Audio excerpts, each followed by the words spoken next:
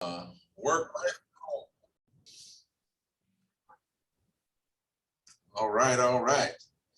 We are recording. Thank you guys for being here. We really appreciate it. Holly, I know you were in that Moxie Present class. Was that a thumbs up?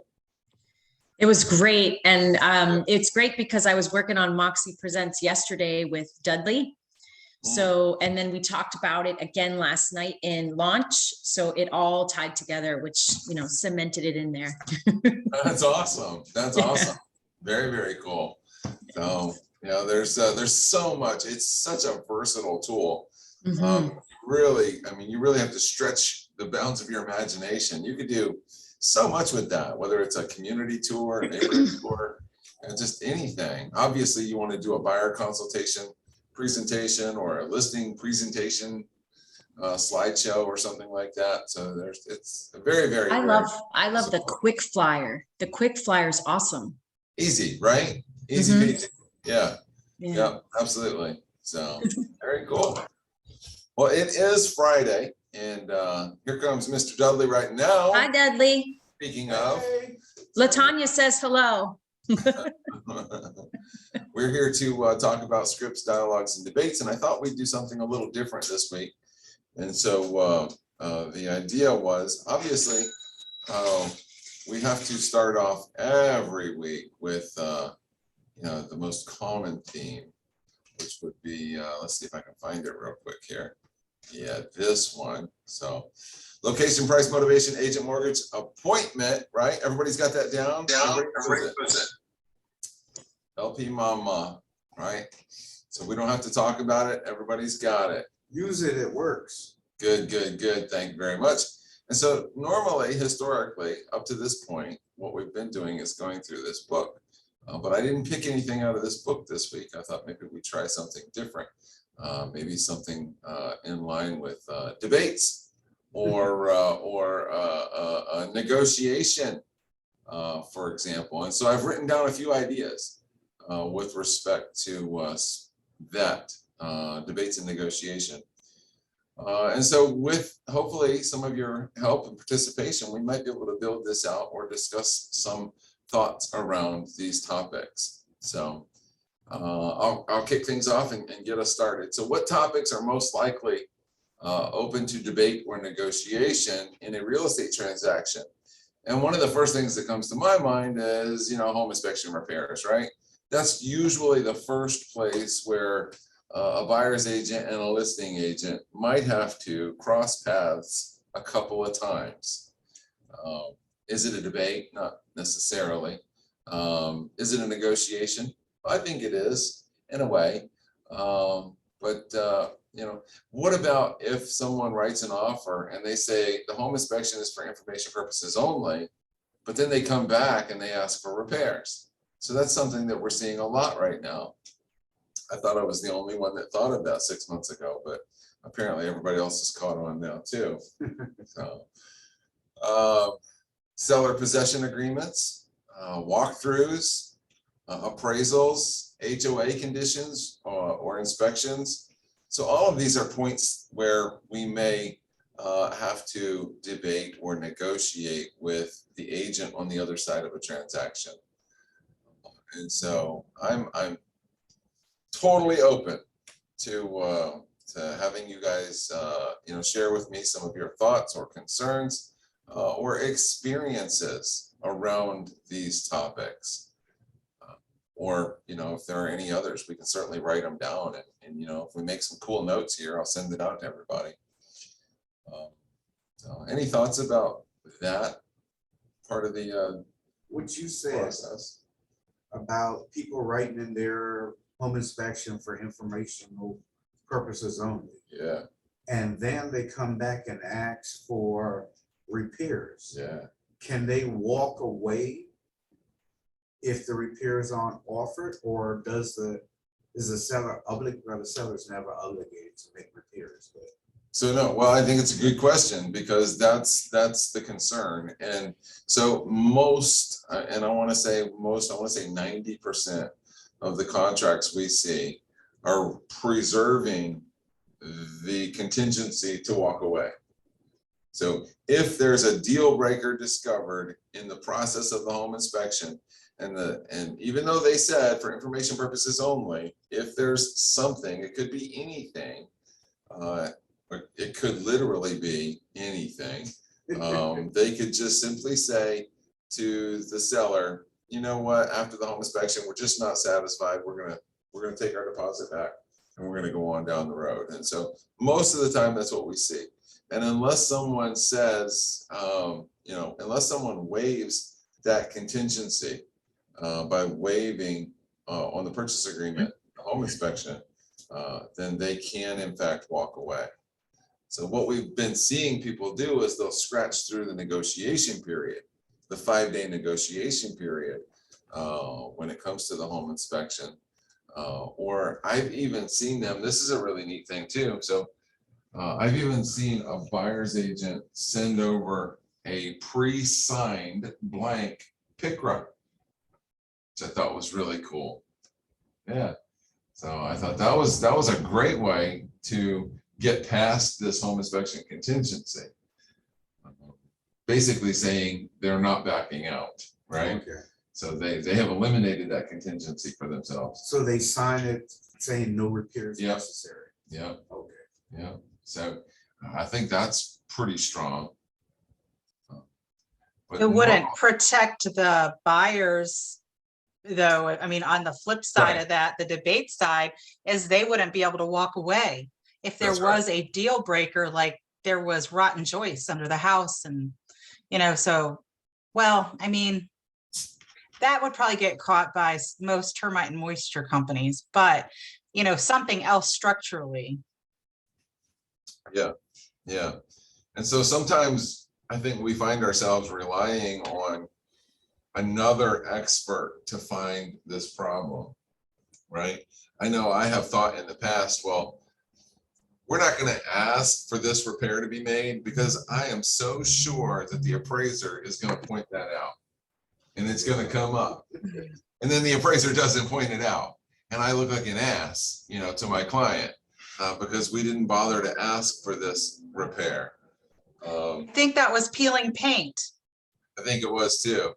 Yeah, Yeah. because that's something that I would say 99% of the time, when it was not a crazy market like this, that especially on the VA loans, the VA appraisers would come out and they always tagged that stuff. I mean, but then they didn't. And then, you look like you should have probably asked for that. So that's something to keep in mind. I think that's when we decided that it didn't matter if somebody else is supposed to catch this.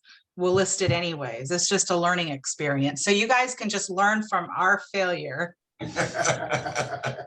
So, yeah, and the same thing goes with the crawl space or foundation issues. So sometimes the home inspector comes out of the crawl space and he says, this footer or this pier or this what have you, this floor joist looks like it's going to need some sistering or some repair work. And you say, well, I know the termite and moisture guy is going to tag that because that's what they do, right? They always look for work as a termite and moisture company, always. And maybe the guy missed it and they sent over a clear letter. And now what do you tell your client in this situation? Because you didn't ask for them to take care of that. So I would say that's definitely an area to be aware of. But the home inspection for information purposes only it's a big scam and everybody's using it.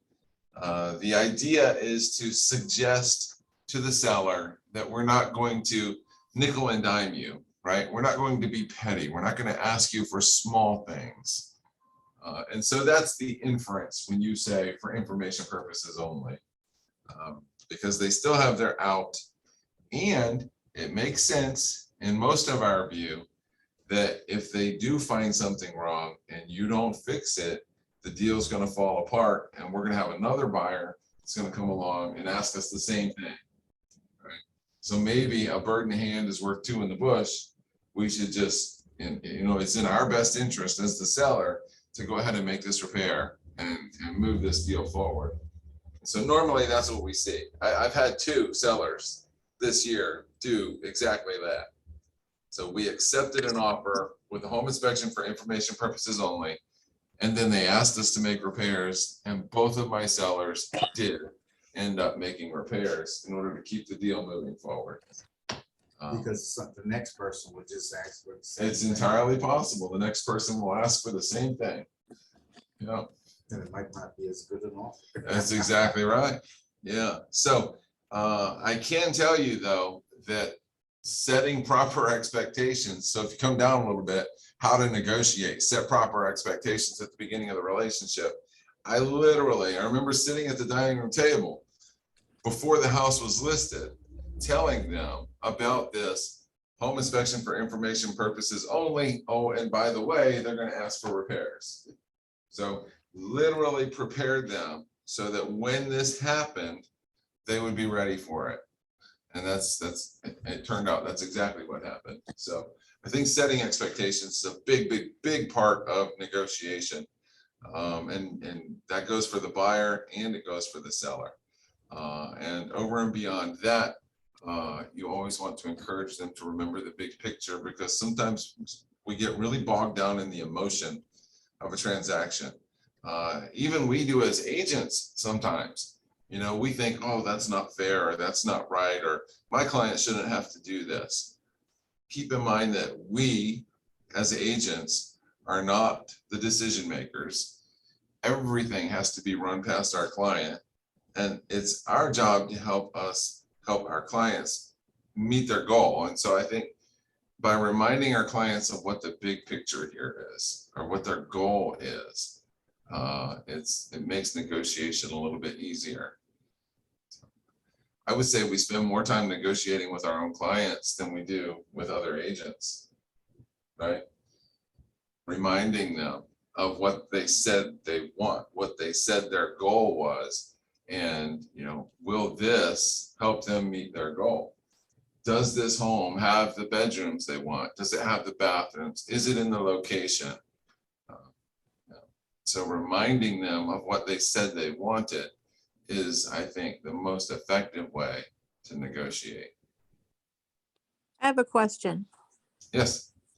If you receive an offer, if you as a listing agent receive an offer and in the offer it says home inspection for informational purposes only, can you then in the negotiations send them a PICRA that says no repairs requested or whatever you wanted to write on there and have them sign that before ratification?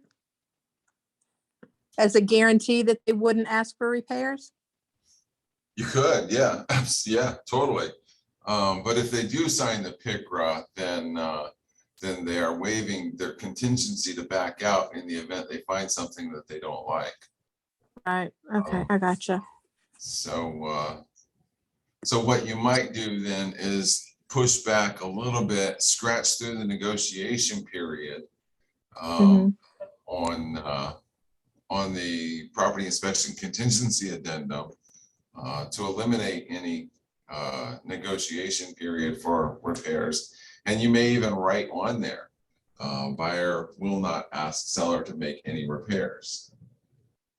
So we've seen that as well. And I think it just adds another layer of assurance to the seller, you know, especially. Then they might still be able to walk away, but Right. they're guaranteeing they're not going to ask you for anything, which that's kind of nice. Yeah. Okay, all right, thank you. I'm signing off now. I'll be in the office a little bit later. All right, bye, good luck. Bye. All right, thank you. Now, just to play devil's advocate, you know, if someone sends you a signed PICRA, or they maybe that's not a good example, but maybe they say buyer will not ask for repairs, right?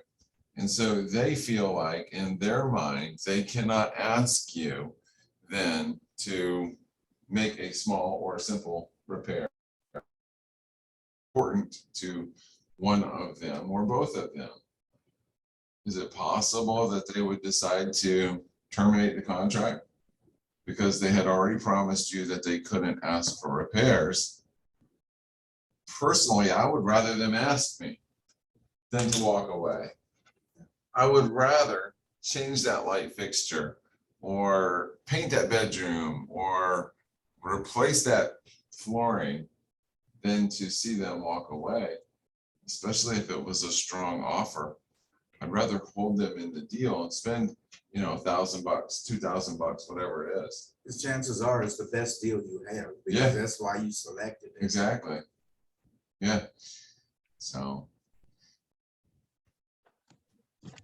yeah, I think that's one of the most common areas of potential negotiation that we see is this home inspection. I do think it's best to, if you prepare your seller, if you have a listing, that you prepare them for that situation. I think that then it works out, smoothly, a little more smooth. What about when you go to do a final walkthrough and you see that this place is a mess? Maybe they did some repairs. Maybe the repairs look like crap.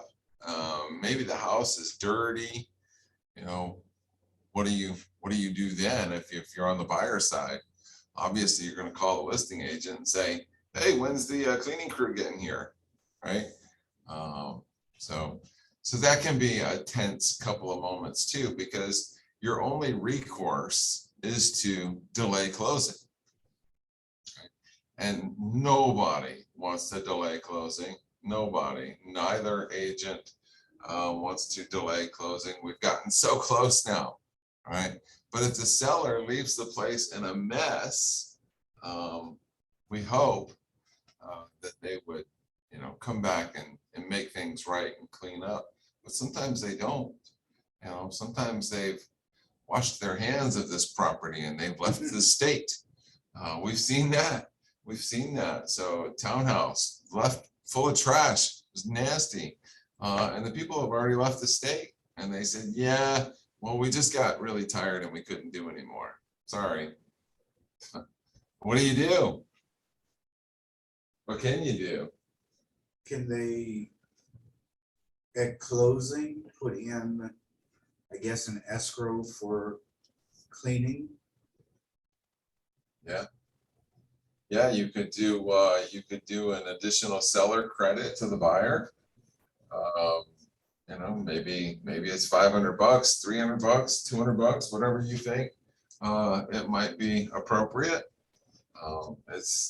It sucks, but again, you want to remind your buyer of the big picture, right? This is the bedrooms, the bathrooms, the size, the location. This is everything you said you wanted. We're here now. We're so close. So yes, there's a hurdle and we need to get over this hurdle, but what can we do to help make this right? Usually money is a good remedy for most problems. So maybe you call the listing agent and say, I'm going to text you some pictures. This place is a friggin' wreck. Nobody would move in here the way this looks. And since your sellers seem to have abandoned this property, my buyer is going to be asking you for a $500 seller credit at closing tomorrow or this afternoon, because they're going to have to hire somebody to come in and clean this house. You could ask the other side to pay for it as well, that you would not want to close until they have paid for Molly maids to come in and clean the property or something like that. Yeah. So, ultimately, you can delay closing. So if you cannot find a satisfactory solution, you will delay closing. Nobody wants that. That's the scariest route to take, because God forbid somebody gets hit by a bus this evening when they were out at dinner. Now you're not closing ever. The deal's over. It's gone. Sometimes, just to throw it out there, agents will work together and say, okay, well, I'll split it with you, or one will just take care of all of it. I've known some agents will cover the cost of something that their clients are unwilling to do. It's true. Just because. we're desperate. Not to say that that's the first thing you would offer. I'm just saying that I know that we have done things that we paid for before just because we wanted it to close. I think that's a really nice gesture too. I mean, what a nice, I mean, I'm just thinking as if I were a buyer, what a nice gift from your agent to have your house cleaned if it needed to be cleaned and they knew you were upset about it. And the That's only something I other think you would thing, remember. right. Yeah. Another thing that you can do, and this is probably more in line with a normal market and not a crazy market like we have now, is we used to write that in because we found that a lot of people were sometimes unsatisfied with the condition or the cleanliness of the home.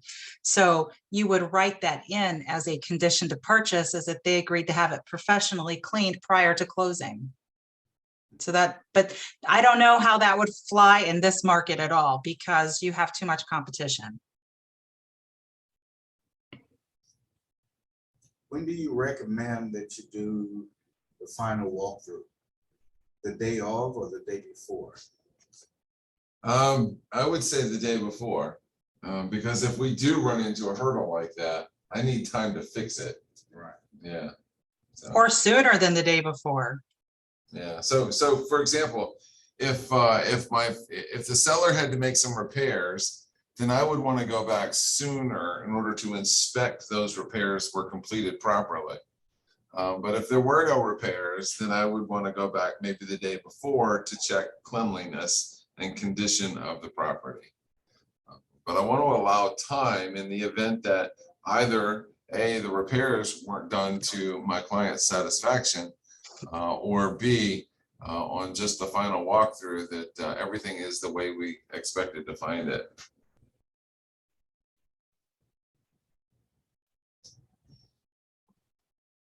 Appraisal. So sometimes we find ourselves negotiating with an appraiser. It's hardly ever works. And unless, you know, you can find a mistake that they've made on the appraisal, it's very, very, very, very seldom that you'll get an appraiser to change their mind. You know, most appraisers are pretty committed to you know, their research and the comps and their measurements, that sort of thing. So we have on occasion had appraisers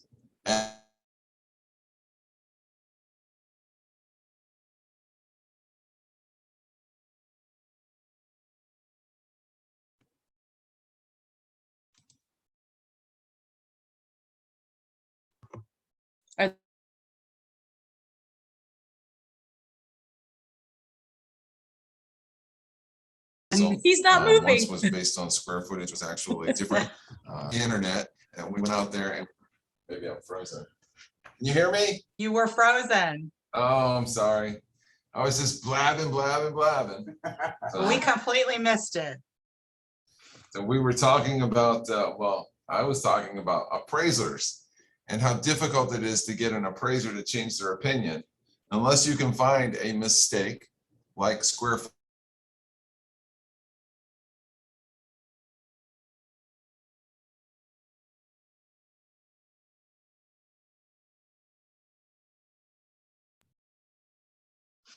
footage, for example. Point, I mean, negotiation, what is negotiation? More information. Did I freeze again? Yeah.